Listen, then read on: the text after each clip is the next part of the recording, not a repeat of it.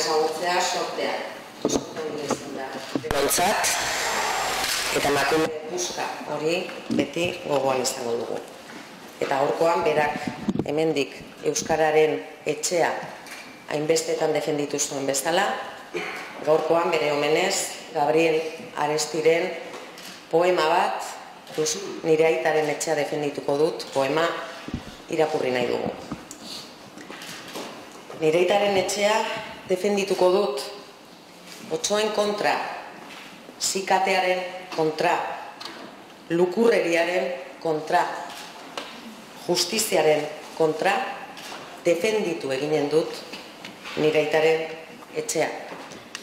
Galduko ditut aztiendak, soloak, pinudiak, galduko ditut korrituak, errenteak, interesak, baina nire aitaren etxea defendituko dut.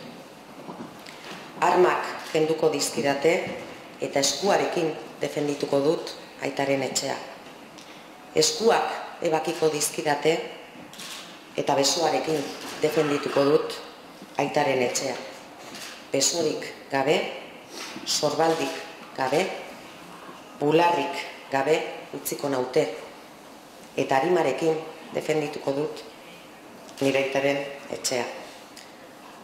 Ni hilen naiz, nire arima galduko da, nire askazia galduko da, baina nire aitaren etxeak iraunen du ez dutik. Aitziber maite zaitu.